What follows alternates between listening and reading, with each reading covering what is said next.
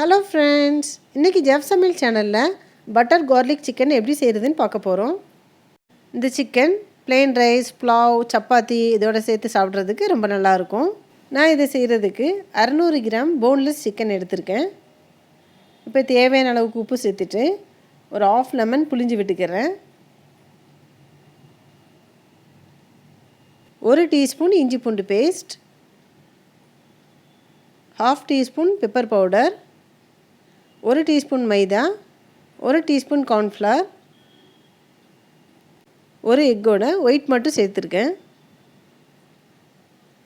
இப்போ எல்லாத்தையுமே மிக்ஸ் பண்ணிக்கிறேன். மிக்ஸ் பண்ணி முடித்ததும் இதை தனியாக எடுத்து வச்சிடலாம். ஒரு 1/2 அன் ஹவர் அப்படியே இருக்கட்டும்.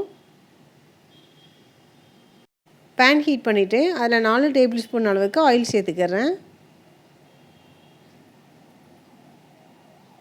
ஆயில் ஹீட் ஆனதும் நம்ம மிக்ஸ் பண்ணி வச்சுருக்க சிக்கன் அதில் சேர்த்துட்டு ஃப்ரை பண்ணி எடுத்துக்கிறலாம். ஒன் சைட் ஃப்ரை ஆனதும் திருப்பி போட்டுக்கிறேன். இந்த மாதிரி சிக்கன் ரெடி ஆனதும் எடுத்து தனியாக வச்சிடலாம்.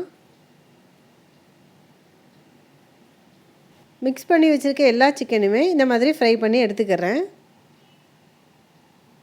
சிக்கன் ஃப்ரை பண்ணும்போது ஹை ஃப்ளேமில் இருக்கட்டும்.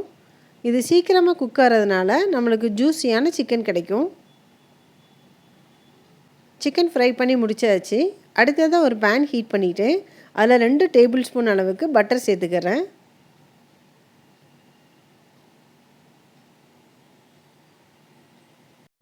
பட்டர் நல்லா மெல்ட் ஆனதும் பொடியாக கட் பண்ணி வச்சுருக்க 10 பல் பூண்டு சேர்த்துக்கிறேன்.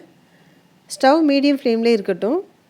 இப்போ லைட்டாக இதை மிக்ஸ் பண்ணி விட்டுக்கிறலாம். கொஞ்சம் வதங்கட்டும்.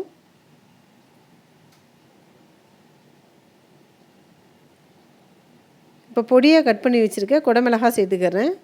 ஒரு 2 டேபிள் ஸ்பூன் அளவுக்கு.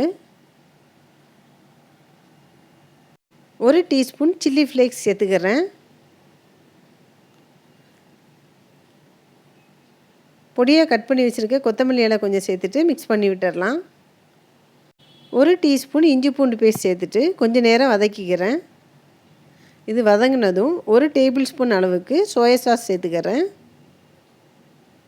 1 டேபிள் ஸ்பூன் கார்ன்ஃப்ளவரில் கொஞ்சமாக தண்ணி சேர்த்து மிக்ஸ் பண்ணி வச்சுருக்கேன்.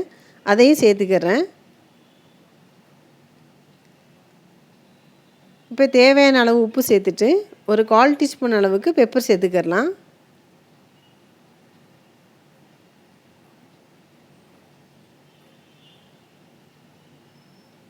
இதை லைட்டாக மிக்ஸ் பண்ணி விட்டுட்டு ஃப்ரை பண்ணி வச்சுருக்க சிக்கன் எல்லாத்தையுமே இதில் சேர்த்துக்கிறேன்.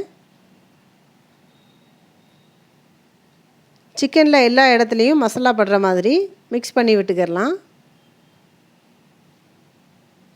இது ட்ரையாக இருக்கிறதுனால கொஞ்சமாக தண்ணி சேர்த்துட்டு மிக்ஸ் பண்ணி விட்டுக்கிறேன். உப்பு காரம்லாம் கரெக்டானு செக் பண்ணிவிட்டு ஸ்டவ் ஆஃப் பண்ணிடலாம். ஜூஸியான பட்டர் கார்லிக் சிக்கன் ரெடி ஆயிடுச்சு. இந்த வீடியோ பார்த்துட்டு நீங்களும் இதே மாதிரி ட்ரை பண்ணி பாருங்கள். இந்த வீடியோ பிடிச்சிதுன்னா லைக் பண்ணுங்கள், ஷேர் பண்ணுங்கள், சப்ஸ்கிரைப் பண்ணுங்கள். நெக்ஸ்ட்டு வேறு ஒரு டேஸ்டியான ரெசிபியோடு உங்களை மீட் பண்ணுறேன். தேங்க்யூ.